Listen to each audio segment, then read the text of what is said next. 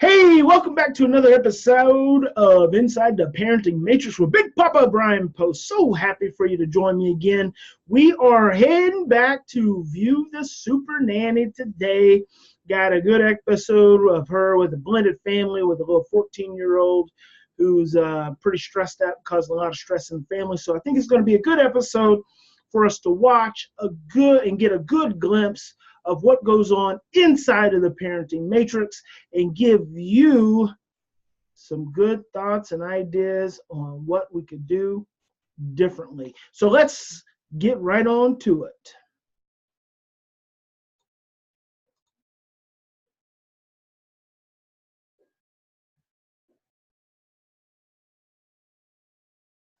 Tonight on Super Nanny. Get out of my face. One of the most emotional episodes ever. I don't have a relationship with you, and that is painful. Joe visits a blended family that's coming apart at the seams. I have your pasta here. Okay, give it to me and go away.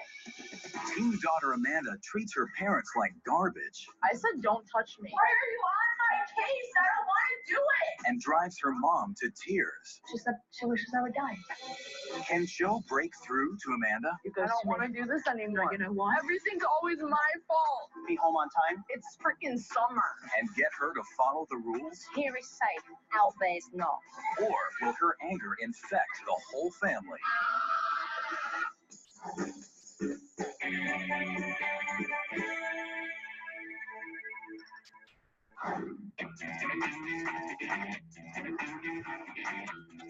Well, I'm in Glen Ellen, Illinois, ready to help a big blended family who desperately need my help. Why don't we all take a look? Hi, we're the Atkinsons. I'm John. And I'm Jen. From my previous marriage, I have two daughters, Amanda, who's 14, Just shut off. and Abby, who's 13.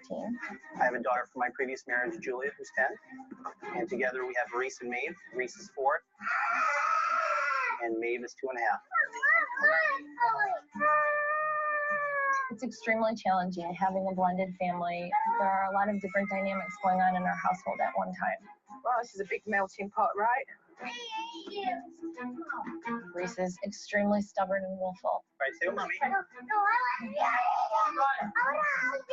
Reese has very bad separation anxiety from John in particular. She flips out. She screams so much. She's actually damaged her vocal cords. For 6 years, when I was a single parent, it was me, Abby, and Amanda. It was like the Three Musketeers. We were extremely close, but we're losing that connection. Why do you keep going on about it? All right, I'm gonna go clean up, and I'm gonna be quiet. Good. I'm gonna talk. Good. It bothers me a lot. I don't even think they want Mom around. Mom, you're pissing me off. You just leave. Amanda is a handful, to say the least. Mom, what's wrong with you?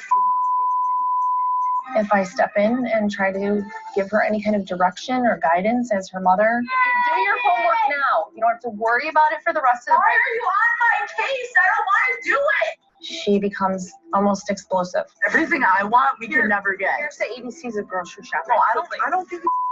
Did she just say what I think she said? Don't touch me. I said don't touch me.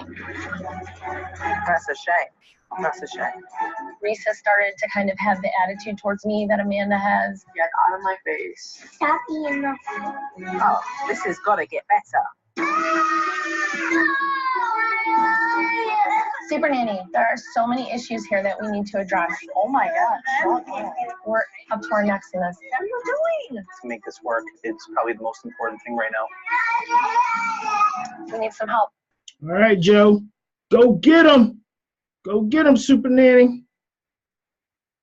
Blended family, and it's going to be interesting just watching how they all interact with one another and the relationships that they have with each other. There's another one here, right? In the family? There is Julia. She's at her mom's house right now. Right, But okay. she'll be coming over later today. Fabulous. So I'll get a chance to meet her as well. Absolutely. Just before lunchtime, I got a really good feel of the relationship between Mum and Amanda. Just with garlic salt, right? No. Huh? Okay. It's real tricky with Amanda because she becomes very in your face, and usually it's directed at me. You think if Amanda was in a shop and she was asking for a sandwich to be made, she'd talk the same way? Well, there's not a lot of kindness shown to anybody when she's with me, but it's more me than anyone else. You didn't tell any parts of you, of how annoying you are and how you constantly ask me questions, want to be in my life all the time. That's true. I do want to be in your life all the time. That is how annoying you are. I don't think I'm being annoying. I think that you don't like to be parented. You're over the top. You don't want to be parented, though. You just need to leave me alone. That's what you need to do. It's a very common situation where mums struggle to communicate and get on well with their teenage daughters. I see your friends. You're going to judge my friends again? No, I'm saying your friends are respectful to their parents. Mom, will you just go away? I have your pasta here. Okay, give it to me and go away. I probably should have challenged her and said, where is this coming from? This is crazy. You know, you need to be more respectful. But I did what I always do, which is keep calm and peaceful. So I basically looked like a crazy person, like just kowtowing to Amanda. Reese! I'm making a sandwich. Don't sit in my spot. Reese, get off. Amanda, there's other places. John, I always sit here. When Amanda does something that I don't agree with, Amanda will talk back, and I try to let it go and avoid the situation, but it has become confrontational at times. Are you the gang? No, it's just a very, very uncomfortable situation. Reese, you know you only sat there to annoy me. No, you were doing something else. Was my plate there or was it not? Yeah, it was. She's 4, you're 14. You don't need to fight over a chair. That's disgusting, Amanda. Put your stuff in the sink. That's disgusting. I tend to be the nice guy. I try to negotiate with everyone first, and that's just my demeanor, and you know, it just hasn't worked up to this point. I've not felt comfortable disciplining Julia, and John has not felt comfortable disciplining my girls. So it's kind of made everything a bit chaotic in our household. I deployed to Afghanistan in 2000. Well, all righty. That looks exciting. Let's go ahead and get through this commercial real quick. 2007.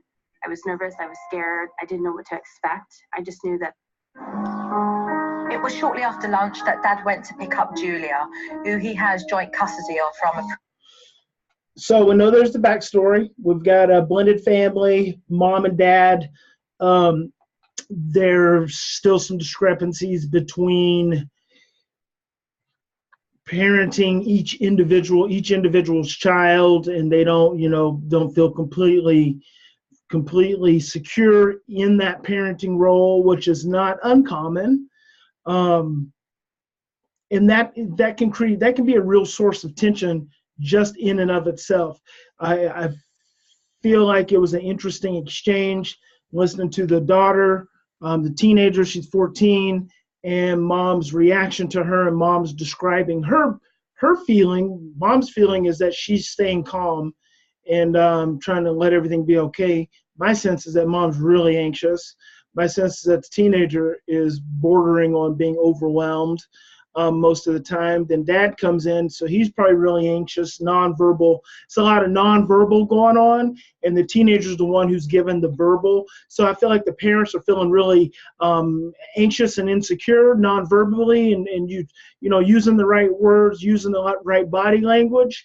But the teen is the one who is being more verbal, and so I feel like that is some nonverbal communication that's occurring. That's probably amping up the situation and leading to some of this negative feedback loop that's going on. And so then we're going to introduce dad's teen daughter as well. Previous marriage. I'll be back in a little while, okay? And as he went to leave, Reese panicked. Mama, I'll be right back. Mommy, no. I'll be right back. I'll be right back.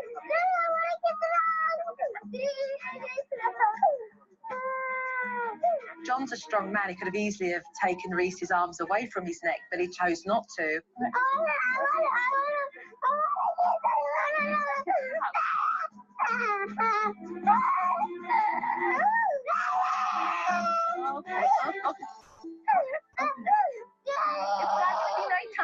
It's not going to be nighttime.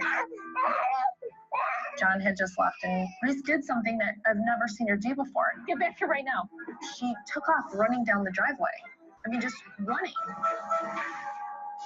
coming up on Super Nanny. Can Joe and Mom reel Reese in? I'm not chasing you. It's crazy. And why did Amanda break her mom's heart? She said, So let's just address that real quick. I think that separation anxiety that child is experiencing right now, I think that's more of the same nonverbal anxious communication that's going on with the parents. Dad kind of set the scenario up. He said to the little girl while she's in the midst of playing, hey, I'm going to go pick up sister and I'll be back. So, he kind of fueled that. And I'm sure we did that for television to get this little clip.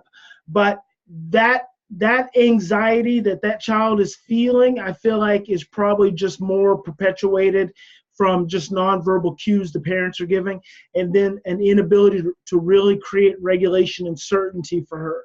So if that had been me, and I'm not sure how the nanny will address it, maybe it'll be a scenario that comes up again. If that had been me, I would have said to Dad, especially since there's no pressing urgency for him to go, number one, he would have never even mentioned to the little girl that he was leaving. Mom's there, little girl's playing, everything's good. So he would have just left. Number two, if Dad has to go away and the little girl experiences that anxiety, he should just sit down. He should sit down, he should hold her, he should just breathe, calm himself, and let her know Daddy's going to go and I'll be back. Daddy's going to go and I'll be back. And just be there with her. Calming himself, calming his own anxiety, because calming his anxiety is actually going to calm her anxiety. And she may not like it. She may not be happy about it. And that may ultimately end up being the situation.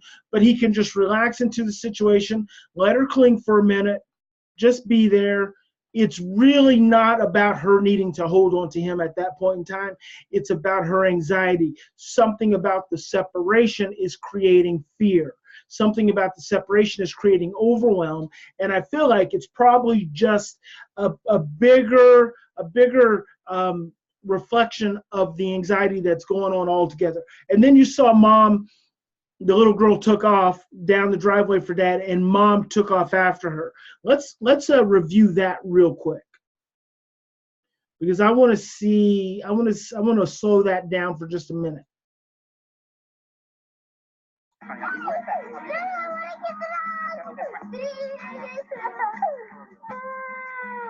John's a strong man. He could have easily have taken Reese's arms away from his neck, but he chose not to.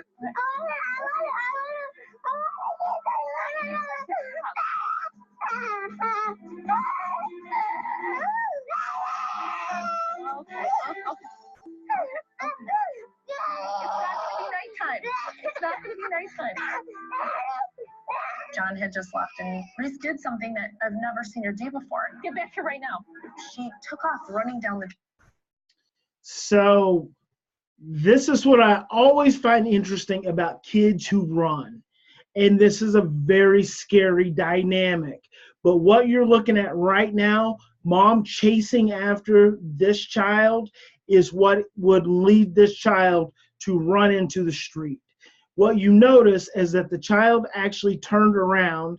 So I find it interesting that the child was not actually soothed by anything that the mom had done, which is another reflection of Mom's anxiety, her inability to help this child reach regulation.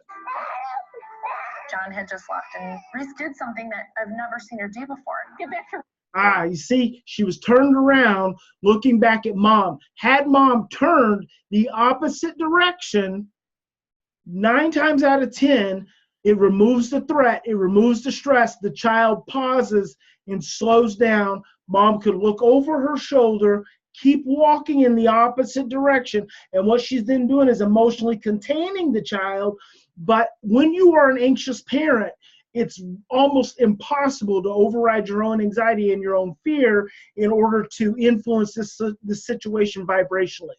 So the little girl had turned around. Mom quite likely could have turned in the opposite direction, influenced this child to have, at the very least, stopped running. See, what we want to do is we want to stop the running, because it's the blind running, and then it's when the chase sets in that the child looks back and is looking in the opposite direction and is likely to get hit by a car or to run into oncoming oncoming traffic. So it's actually our chasing the child that sets up a more dangerous dynamic in this scenario. Right now, she took off running down. And mom can't catch her. So now she's running after her and she can't catch her. The driveway. I mean, just see how the little girl turned around? She's still looking for the threat. The more mom runs, the more it's the amygdala gets excited, and so the more mom runs, the more the little girl runs. And you notice the little girl did run down the sidewalk and not out into the street. So that tells you she's more regulated of a child than we might, our fear in that moment initially leads us to remember. So remember, stress causes confusion, distorted thinking, and suppresses short-term memory. So the little girl is actually choosing to run down the sidewalk, not out into the middle of the street. Now, we can't always be certain about that, but what's generating this dynamic right now is mom chasing after this child.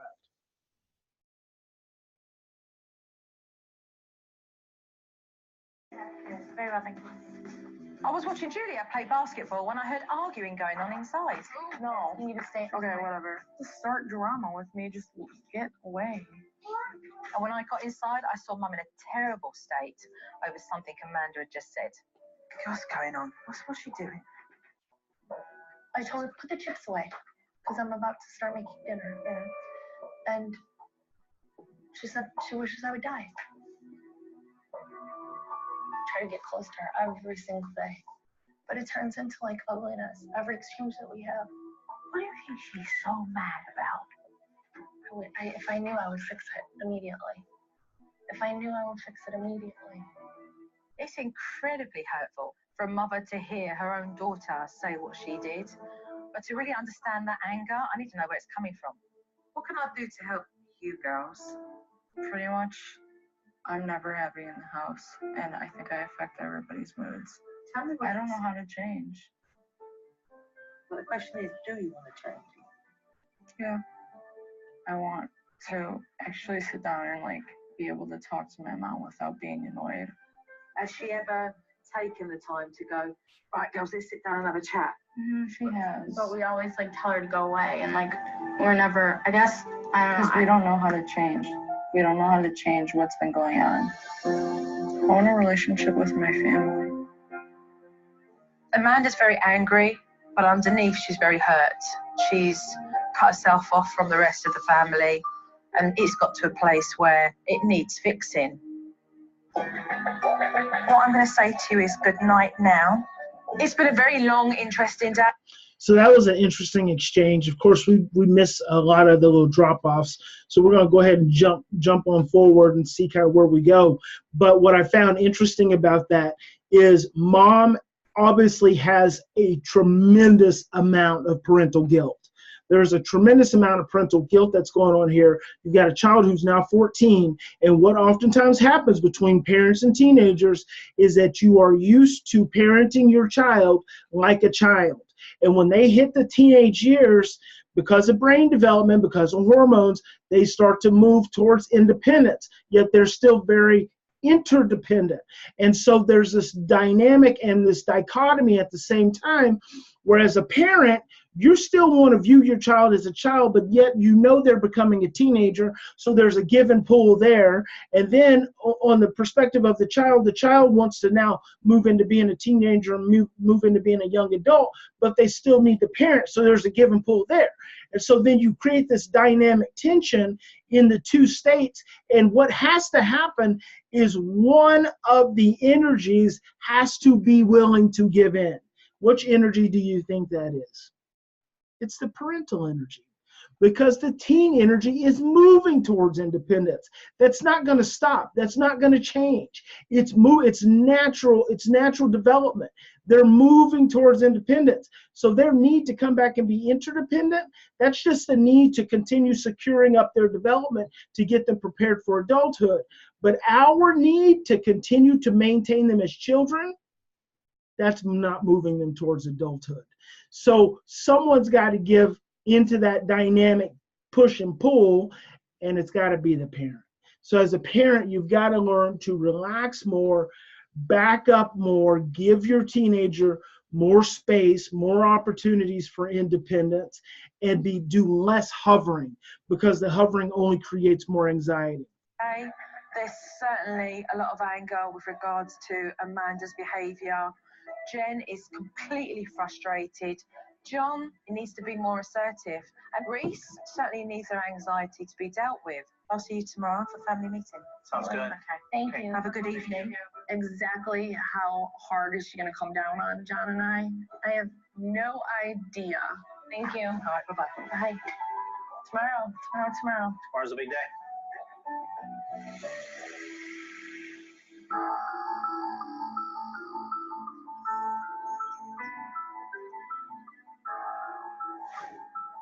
It's the morning of our meeting with Joe, and I'm pretty much jumping out of my skin with nervousness, anticipation, anxiety.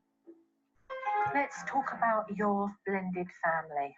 The two of you choose to raise your children separately. The fact that you only discipline your child a certain way and your children from previous marriages doesn't show all the kids that there is this unity with regards to two parents coming together and being on the same page. I agree. I think it worked in the beginning, for maybe the first year or two, but then as the kids started getting older, especially the older ones, I think things changed a little bit. Which brings me on to the next point, which is really all about rules. None of you really felt like you had permission to lay down rules for children that come from previous relationships. We tried to put ground rules, and when we tried to enforce them, they left. I think it's probably because you tried. Yeah. And you see you didn't follow through. Yep. So if you mean something, you've got to follow through on it. Otherwise, you'll never be taken seriously. Let's talk about separation anxiety. There's this whole shenanigans around when you leave. Reese clings onto your neck and, oh, John, you're so strong that you can't even take. So it's great that we are addressing the blended family issues, because we know that that's an issue, but we're just bringing it up. It's really not even addressing it. It's just mentioning it. So what typically happens inside the parenting matrix when we start talking about challenging issues, underlying emotional areas that are creating issues, is we'll come up with some kind of behavioral formula to try to address it, but we're not getting down to the root cause. Take her hands off your neck. It's like, I think there's a little piece of you that kind of like this. Yeah. And then you're at a loss. I mean, she shouldn't be running down the driveway and down the street. That could have been handled with a proper timeout. Right. What I really would love to concentrate on here is your relationship with Amanda and Abby. Yep. You and Amanda and Abby went through transition. Things changed to a place where these girls didn't really know what to do or where their place was or how they fit in or what would happen. There's so much that needs to be clarified with the three of you. Again. It's a very emotional subject for me. Very emotional. I think they feel it too. We're going to work on mediating through situations that have affected all three of you to get you to a better place. I'm glad. I'm very, very excited to work with you guys as a family because there is so much. So we've got a good assessment from Joe. She's got a good assessment. She seems to have a grasp on some of the underlying dynamics. This is where I'm getting excited, because what you have just been watching is the way the parenting matrix operates. Now you're going to see, so this is the explanation of the parenting matrix. Now you're going to see the parenting matrix in action. That's where it's going to get interesting.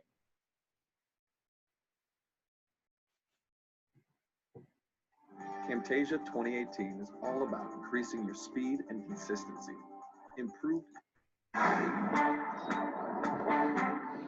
The Atkinson family have a lot of issues to work through. I wanted no distractions. Where you see a black sheet, it means not touchable. Okay, can't touch, can't use, it's no go. She went right to the television, and I was like, oh no. That's your television? And then she went to the computer. Oh my God. Oh God, no. Oh no. Oh, Lord. Finally, I had one last touch to add, the icing on the cake. You've got 3 minutes To let people know that all cell phones will be taken away and they will be given back at 7:30 every evening. Why? Because I need all of your attention. My word, anybody would have thought that there was a hurricane coming. Like, they grabbed their phones and they all darted off in different directions until the several minutes were up, and in the phones went to the pot. And it will be like that for the whole duration that I'm here. I was really surprised when she did that and kind of angry. Amanda was not happy with what I did, and if looks could kill, I don't think I'd be here. I just thought it was ridiculous. I was so mad. I was infuriated. With the technology put to the side, it means we can really focus on what's important. They're a big blended family, and all these children need to feel that they're being treated equally and fairly. We have clearly established one set of rules for kids that come from previous and another set of rules. It's not working. What this is going to have on it are rules that apply for all of the kids. So let's knock that out. So, you know, the cell phone thing, whatever. Nothing on that. It's no big deal. The rules thing.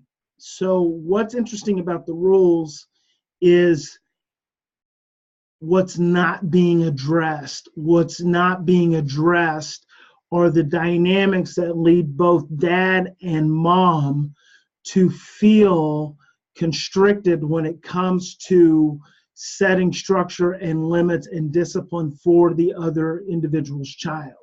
That's what's not being addressed. So we can take a whole new sheet of paper and create a whole new list of rules that address all the children, but what we're not doing is we're not addressing the underlying emotional challenges that go into why mom and dad have not been parenting on the same page to begin with. So we're just slapping a Band-Aid on top of it. Either like be kind with your words or use appropriate language. That's fine. Joe sat Jen and I down at the table and had us write out house rules. This is something that we've tried in the past. There are things that we knew we wanted to hit on right away. We did it fairly quickly.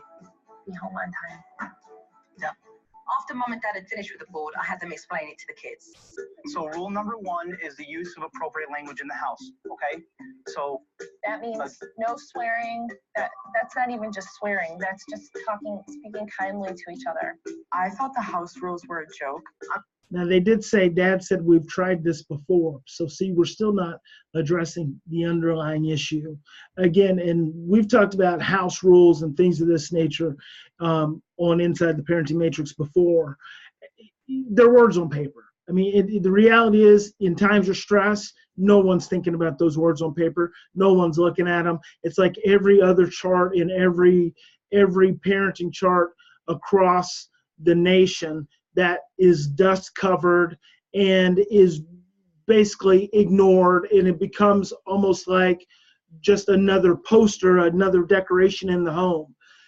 You simply cannot, unless you are going to read that chart every single day at breakfast and at night, and you're going to make it a focus of your attention and your follow through, it is literally just a waste of time and effort and energy. The only people who really need to know those rules are mom and dad, so they can reinforce them every time there seems to be a challenge with that particular situation. Telling it to the kids, look at the other kids, she's asleep. I'm not a baby. My mom has tried that a million times and nothing ever pulls through. The next one is be home on time. So the teen said, I'm not a baby. So this is that dichotomy I'm talking about, where the teen is seeing these rules as more appropriate for small children, not really appropriate for her. So she's not feeling honored and respected in ways. And then in reality, dad and mom are seeing the teen like a small child and not like a teen. So, you know, we're already setting up a natural kind of tension within this dyad. Abby, Amanda, when you guys have to be home at 10 o'clock, it's 10 o'clock. It's not 10:30, 10:45. I think 10 is good. Well, I disagree. Well, what? Tell me. You talk to me about what time How you about think you is tell me appropriate. why 10 o'clock is appropriate to you? Yeah, that's what I thought. In the summertime, it's gonna have to be later because 10 o'clock's like really early. Not for a 14-year-old. Yeah, 10 o'clock's for like 7-year-olds. No, it's not. All right, I'm gonna compromise and I'm gonna say 10:30. It's freaking summer. These teens were out of control. They needed to be put in check. And I didn't see Mum and Dad doing a good job. So I told Julia to take the younger kids away so that I could have a good firm talking to them. There are people that are out there that do drugs. And they'd like you to do that with them. There are guys out there that, trust me, would like their way with you after a few cans of lager. There are guys out there that would like to put you in the back of their car and not bring you back home here. Here is safe. Out there's not. Nobody's ever been that brutally honest with me. I was like, okay, maybe I should understand why my mom's so scared. When you're ready, bring everybody back and let's carry on with the rest. When these rules. So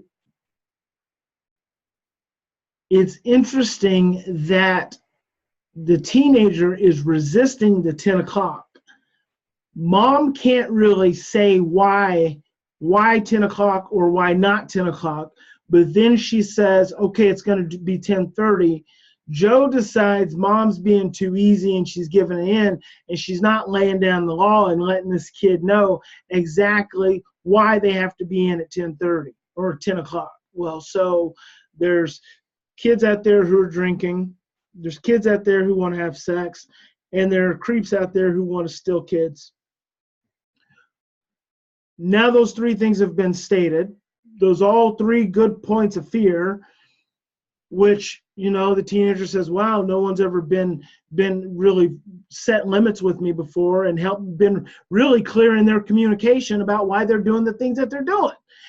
Oh, that's interesting. So we've established these 3 points of fear, and now we're moving on as if that's going to make everything okay. So again, we're still working on the surface here. We haven't gotten into any of the underlying challenges. Rules are broken. Your mom and I will talk about what the consequences are, but the consequences for any one of these being broken is going to be the same across all groups. I feel really good about the fact that I've got rules that I can fall back on. There's no gray issues in our house anymore. I like it. I like it. My next task for this family was to get them straight on separation. It's so interesting. It gives me almost I have a somatic response, kind of like the shivers, when a piece of paper with rules, these are all cognitive, these are all rationally stated rules, all of a sudden eliminates all of the gray in the family. So now everyone's clear all of a sudden. That's such crap. It's such unadulterated crap, and it is a total setup for everyone in the home. It's a setup for mom, it's a setup for dad, and it's a setup for kids.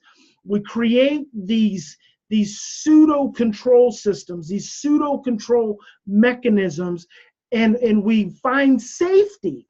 We find this false sense of security in believing that these things are going to lead to controlling all of the things that make us feel afraid. So that set of rules is going to lead to controlling these kids coming in at 10 o'clock.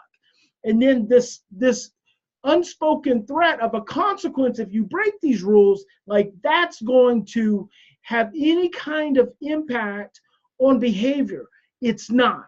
The only thing that's going to have impact on behavior at this point in time is going to be emotion and deep understanding. And it's going to be deep understanding that comes from understanding of the underlying emotions.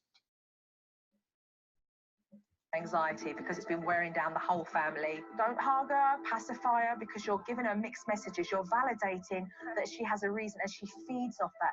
We coddled Reese. We fed into the drama and felt sad for her and guilty. We were making it actually worse than it should have been. Then Jen, if she runs down the drive, you'll give her a warning about not going past there. And that if she then continues, she will go into timeout. Reese needs to realise that every time her dad steps outside the house, it's not an excuse to play up or be unsafe. I'm going to go to the post office real quick. Okay, I'll be right back. Okay. Oh, that's a great statement. Joe says that every time dad, so this is so interesting, every time dad leaves, it's not an excuse to play up or be unsafe. Almost as if the little girl is just choosing to misbehave this way. When in fact, everyone knows that separation anxiety is a fear reaction a child has from the separation from the parent. So the anxiety, and at this age, at this little girl's age and stage of development, she literally doesn't know if dad is going to be back or not. So she's very concrete. And up until you're 7 years old, you don't even have the abstract ability to really be able to abstractly think that when a parent goes away, they're going to come back. So separation anxiety is a very real thing, but it's based in stress and fear. So now we're trying to create another dynamic to stress the little girl out, not addressing dad's underlying issues. Mom and dad both said they've coddled the child. They've felt sorry for her upset. So they haven't addressed the underlying issues, which is they both feel guilty. They both feel guilty because of the challenges they have with their kids now. They probably feel guilty at some level for the divorces they've gone through, the failures they've had with their children. They want to try to make it up and be the best possible parents they can to their children now. And so they create this nonverbal anxiety in their relationships with their children. Gotta be right back. Everything will be okay. Mommy's in front of you. Okay, I'm gonna take the car. I'll be Come on, right Reese. back. We have lots of nice things to play with, Reese. Come on, Reese. I'll be right back. Don't need a hug. Not a big deal. Yeah, I'm gonna be right back. It's not a big deal. It's nothing crazy. Stop there. Just keep it out of harm's way. Bring it back over here. Oh, love, that's it. Off you go. Do not cross this line. If you cross this line, you are going in timeout. Reese stood by the black line, crying. But then she looked over at Mum, and she crossed over. Took her hand, put her straight into timeout. I told you not to cross that line. You are in timeout for 4 minutes. Set the timer. But Reese was not going into that timeout without a fight by any means.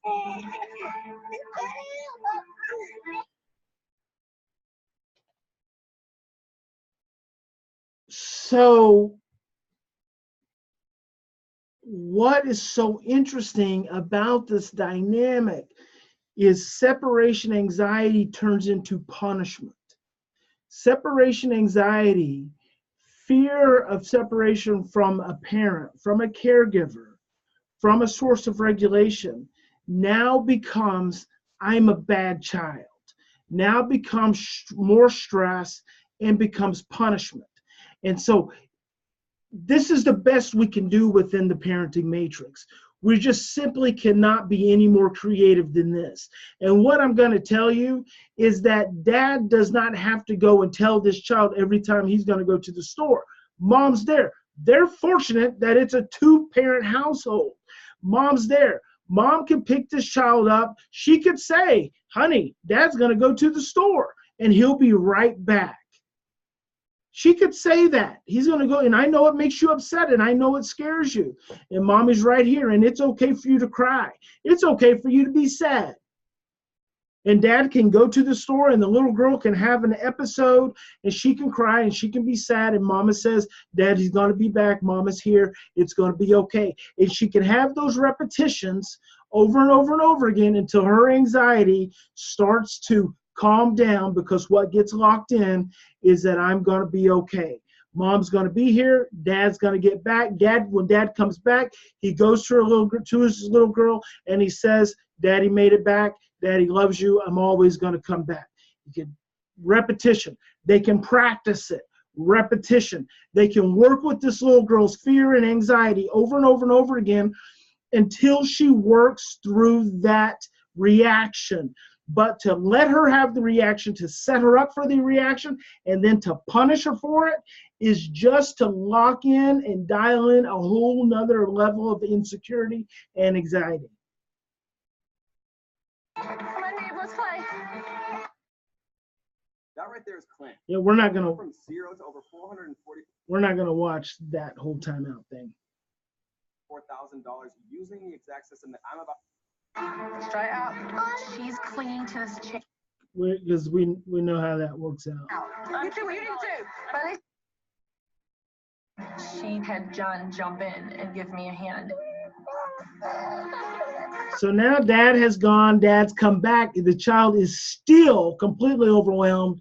Do you think anywhere in that child's brain, so if the child doesn't have the cognitive ability at this point in her development, I think they said she's 4 years old.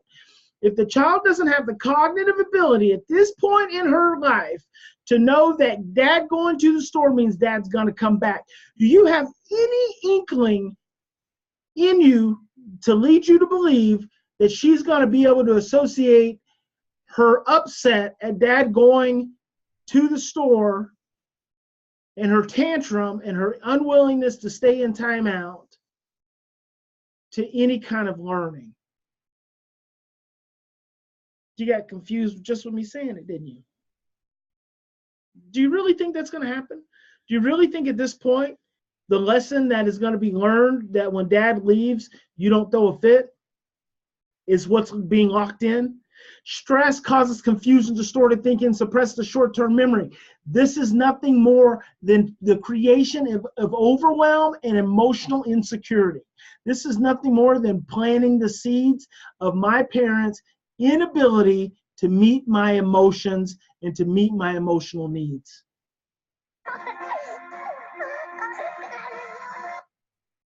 And give me a hand. And that when she decides to misbehave, oh yeah, there'll be a timeout. So we start to see a different Reese. What do you want? Coming up on Super Nanny, Amanda returns. If your family... right, Jen and Amanda, come with me, guys. Okay. There's an enormous amount of stress of me. In between them both was a bag full of balloons, full of water. Get off your chest exactly what has been sitting here for years. You're going to pick what's out of this bag and you're going to throw it. Got it? Yep. All right, let's go. You're first, Amanda. I thought that throwing water balloons and talking to my mom wasn't going to get all my anger out that I have for my mom. You never really pay that much attention to me around the girls, and we never go anywhere that I want to go or do anything that I want to do because the girls have to be occupied, and it sucks. I'm really, really tired of you swearing at me. I feel like you never let me go places that I want to go because you're scared and you don't trust me. Ooh.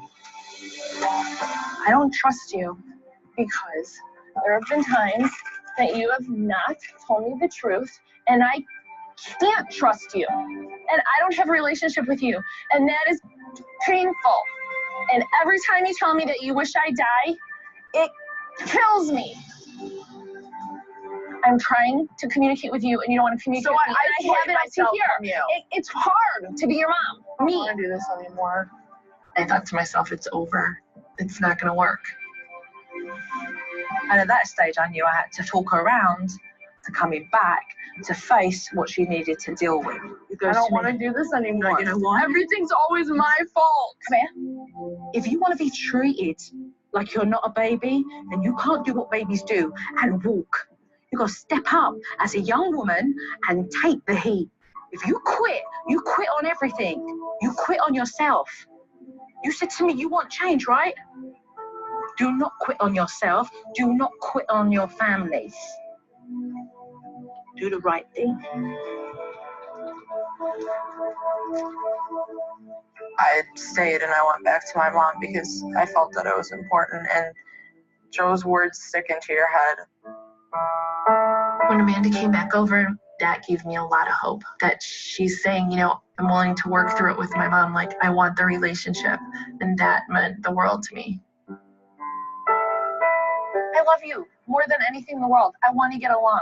Please tell me where the anger's coming from. What did I do? I don't know. I don't.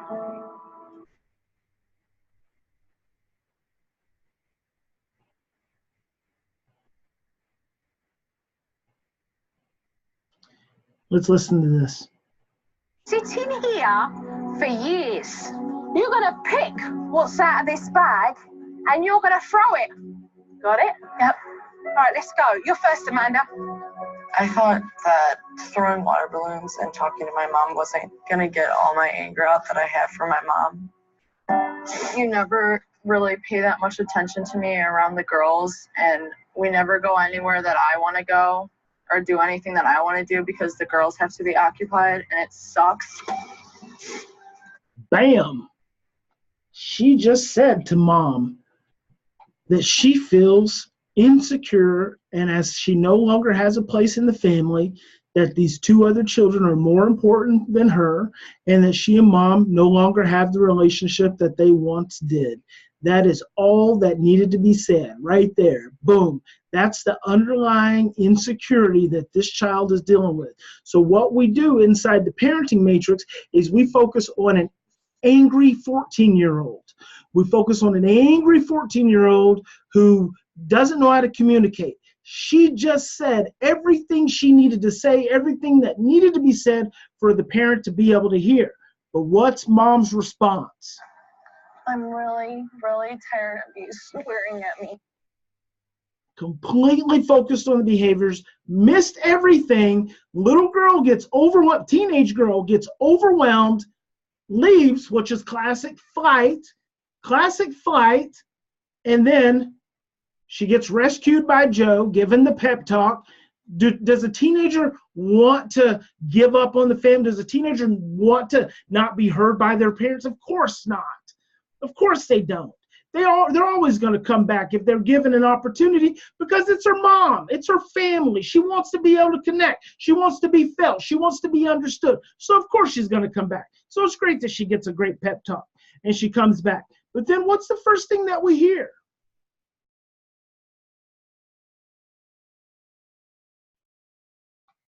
I do. I don't know.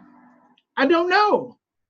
Because she had already communicated what it is.